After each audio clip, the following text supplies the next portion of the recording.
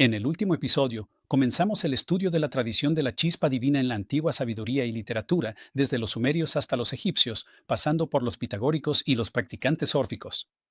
¿Qué es la chispa divina?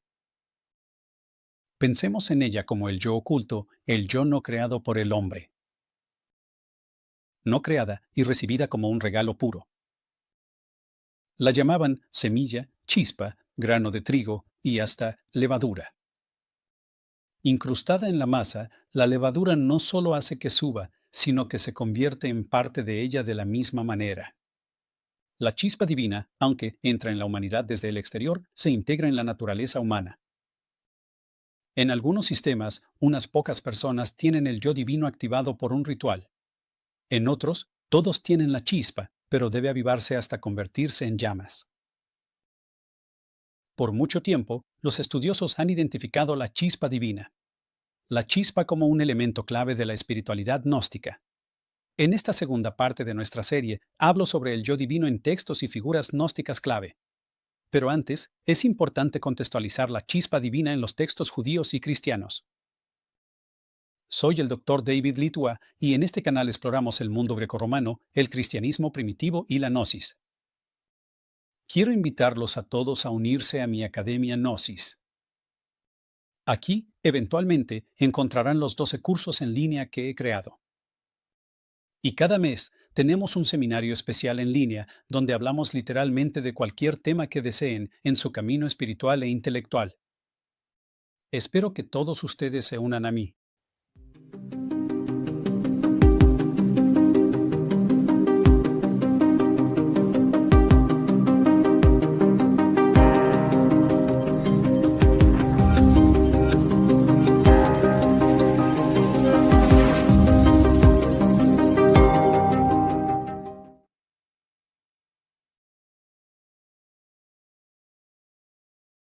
Comenzamos con el hombre que se pensaba era cristiano, antes de que surgiera el cristianismo, Filón de Alejandría.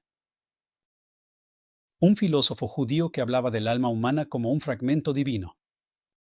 Él creía que nuestras almas son una región abierta a la entrada invisible de Dios y que Dios puede llenar el alma con su luz incorpórea y eterna. Pero el alma debe estar pura para que Dios habite en ella y la convierta en su hogar. El texto sagrado de Filón era la Septuaginta, las escrituras en griego, y en su versión, Números 14, versículo 9, decía, El Señor está en nosotros. Filón entendía al Señor aquí como el Logos divino, que vive en el alma y la acompaña. Cuando interpretó Génesis 9, versículo 27, que Dios habita en las casas de Sem, Filón preguntó, ¿qué casa más digna podría estar destinada a Dios en todo el mundo de la creación que un alma que esté perfectamente purificada? Pablo de Tarso escribió sobre Cristo formado dentro del creyente. Cristo parece habitar en el creyente como un espíritu que viene desde el exterior. Colectivamente, los creyentes conforman el templo de Dios en el cual habita el Espíritu Divino de Cristo. La carta a los Colosenses se refiere a Cristo en ustedes como un misterio revelado. En el ahora Evangelio de Lucas capítulo 17, versículo 21, Jesús dice que el reino de Dios no viene con advertencias, ni dirán, mírenlo aquí o allí está, porque el reino de Dios está entre ustedes. Pero también podría traducirse como, el reino de Dios está en ustedes colectivamente. En el Evangelio de Tomás hay una referencia a un reino interior en el dicho 3. Este Evangelio enfatiza que el conocimiento de los recursos internos propios lleva a la redención. De manera similar, el Evangelio de María dice, estén alertas, para que nadie los engañe diciendo, mira aquí o mira allá, porque el Hijo de la humanidad existe dentro de ustedes. Otro dicho en este Evangelio dice, donde está la mente, allí está el tesoro. Aquí, haciendo eco de un dicho del Sermón del Monte, donde esté tu tesoro, allí estará también tu corazón. Creo que aquí es fácil inferir que el tesoro está escondido en el campo del corazón humano. El Evangelio de Juan no habla de Dios en el creyente. Más bien, Dios está en Cristo y Cristo en el creyente. El creyente come la carne y bebe la sangre de Cristo para que Cristo permanezca dentro. Si Cristo está dentro y Él en el Padre, entonces el Padre también está dentro. Todos pueden ser hijos de Dios en esta gran visión de la deificación. La primera carta de Juan habla de Dios dentro de nosotros. Si nos amamos unos a otros, Dios permanece y está en nosotros. Él nos dio una porción suya. En el mismo capítulo, el autor escribe que mayor es el que está en ustedes que el que está en el mundo. Y también dice que todo el que ha nacido de Dios tiene una semilla de Dios.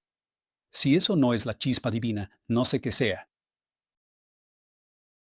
A mediados del siglo II, Justino Mártir afirma que las semillas del Logos fueron sembradas en todos los humanos. También creía que, como cristiano, fue bautizado con el don del Espíritu Santo. El Espíritu es algo que recibe además de las semillas, y el don del Espíritu incluye sabiduría y consejo.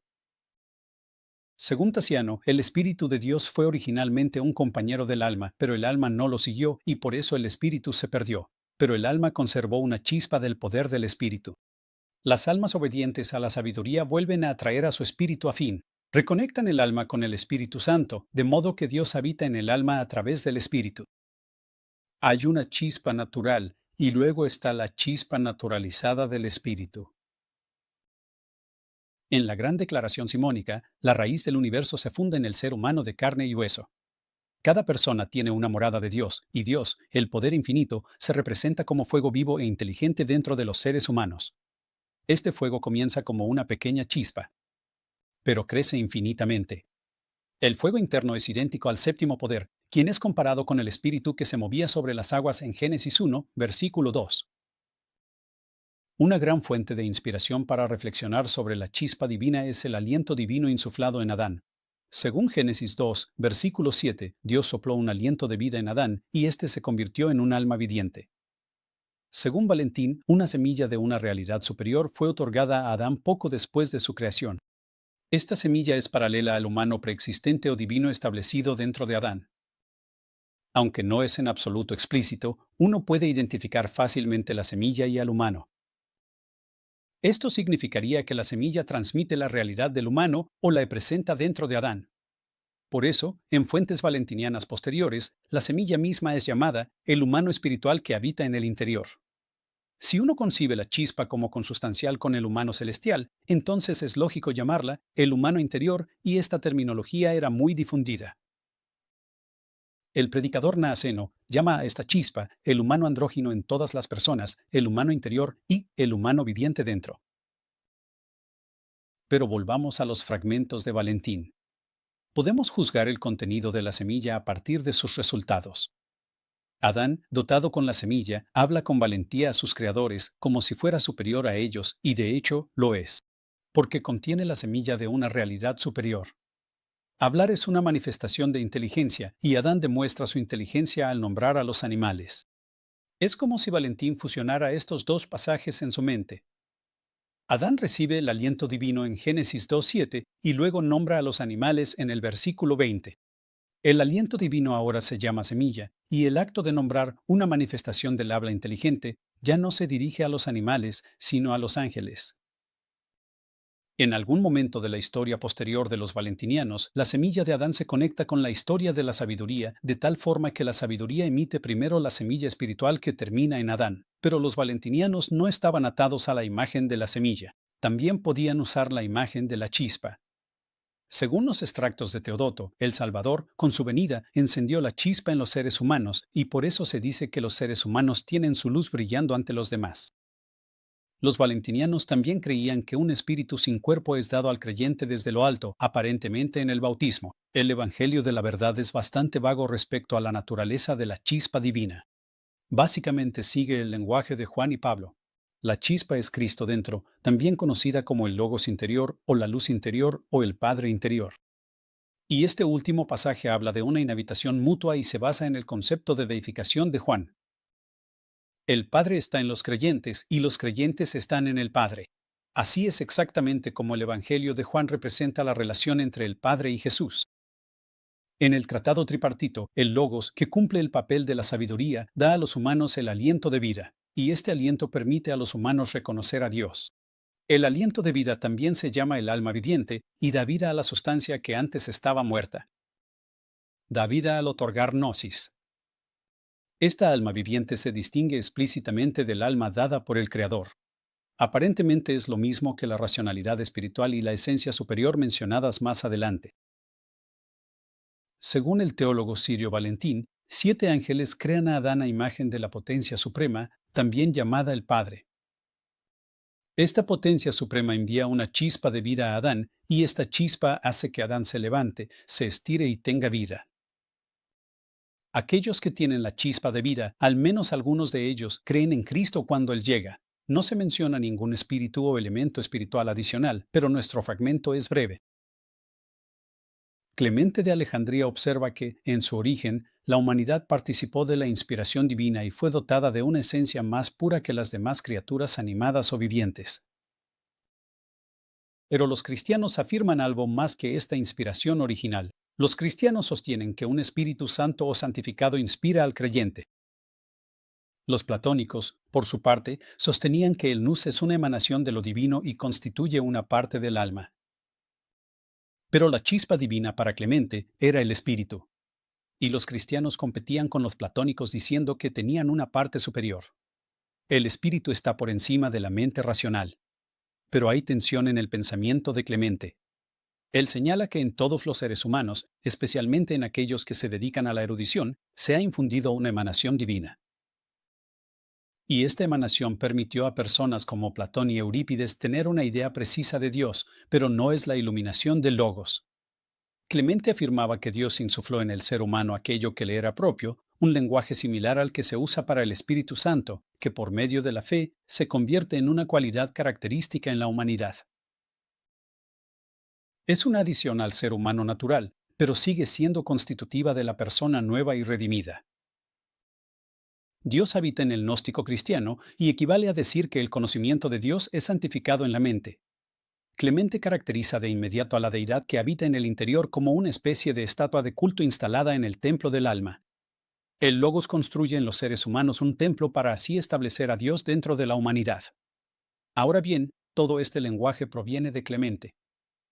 Todo es extremadamente variado y difícil de sintetizar. Sospecho que esto se debe a que el propio Clemente enfrentó el desafío de sintetizar su herencia intelectual griega y romana con la tradición judía que recibió de las Escrituras.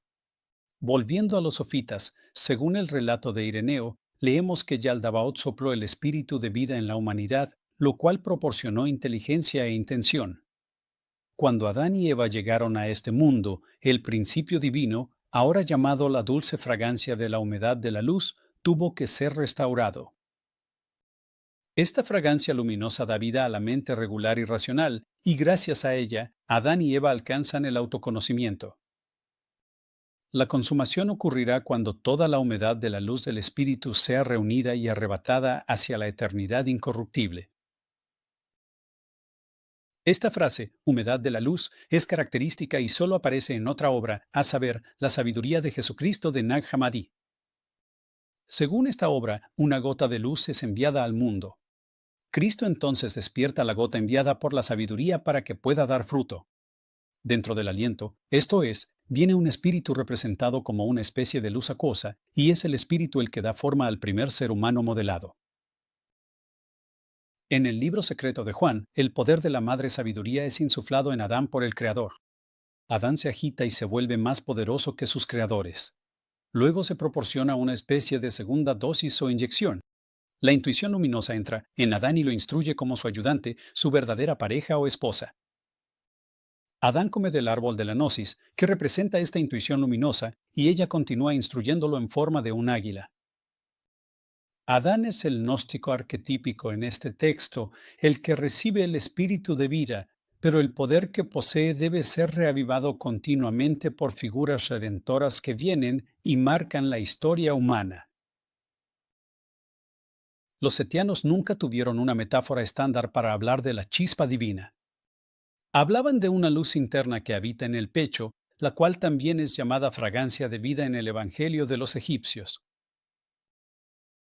Y en Al-Logenis leemos sobre un poder interno que puede contener la luz y vencer la oscuridad.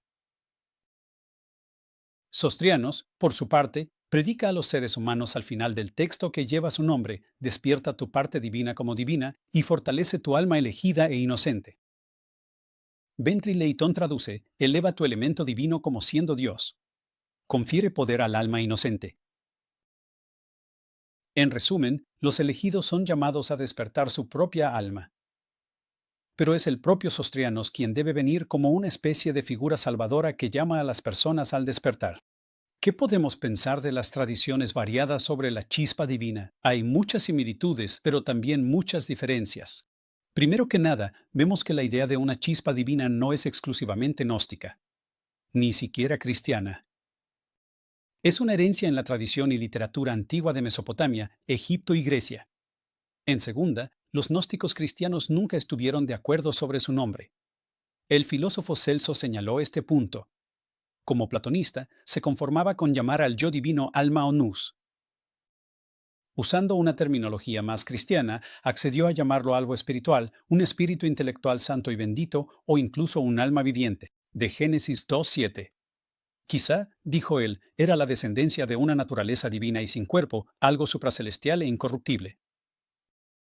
Encontramos imágenes de agua para describir la chispa, imágenes de luz, fragancia dulce, imágenes agrícolas como la semilla, que se interpretarían como una imagen sexual, puesto que semilla era un nombre común para el semen. Los gnósticos cristianos nunca tuvieron una teología coherente sobre la chispa divina. La chispa divina podía entrar en la naturaleza humana en la creación al nacer o en el bautismo. En muchos casos, la tradición gnóstica favorece la entrada de la chispa durante la creación. Los gnósticos enfatizan la chispa como parte de la composición del ser humano, pero también era una dotación especial dada como un excedente añadido a una creación de los creadores inferiores. Eso no significa que los humanos fueran salvados de facto o que ya no estuvieran sujetos a reglas morales, pero hay un tema común aquí, a saber, que la chispa entra en la humanidad desde el exterior, pero se convierte en parte suya. Lo externo se vuelve interno. Lo que está afuera crece junto con la esencia humana. Ahora bien, los autores cristianos tendían a negar la inmortalidad natural del alma para superar al platonismo. Para ellos, la chispa divina era un don divino, ya fuera recibido en la creación o en el bautismo, la recreación del yo. Pero después de recibir la chispa, ésta se integra al yo de tal manera que le pertenece al yo y el yo a la chispa. La chispa no es innata, sino connata. La chispa divina puede recibirse más de una vez o en más de una sola dosis. Si nuestro ancestro original, Adán, recibió la chispa en la creación, ésta puede ser transmitida. Pero debido a la materia y a las decisiones pecaminosas, regularmente necesitamos un poco más de aliento divino, llamado espíritu. A menudo es esta segunda dosis la que distingue a los gnósticos cristianos de otras personas. En el caso de los valentinianos, por ejemplo, Adán recibe la semilla de la realidad superior, pero el creyente aún necesita el Espíritu Santo otorgado en el bautismo. Estas dos dosis de realidad divina, al ser revisadas, se complementan. En el libro secreto de Juan, Adán recibe el poder de la luz de la madre al principio, pero también necesita que el entendimiento luminoso entre en él y le enseñe. Los gnósticos necesitan constantemente reveladores y recordatorios que les digan quiénes son realmente. Tengo la esperanza personal de que estos videos sirvan como revelaciones y recordatorios de las riquezas que ya posees. La tradición de la chispa divina es una percepción gnóstica. Es decir, solo aquellos que la tienen pueden percibirla. Y no eres tú, tu yo racional cotidiano, quien percibirá este don, sino tu verdadero yo, que es la chispa misma. Para cerrar con una cita del Evangelio de Tomás, si sacas a la luz lo que está dentro de ti, lo que saques a la luz te salvará.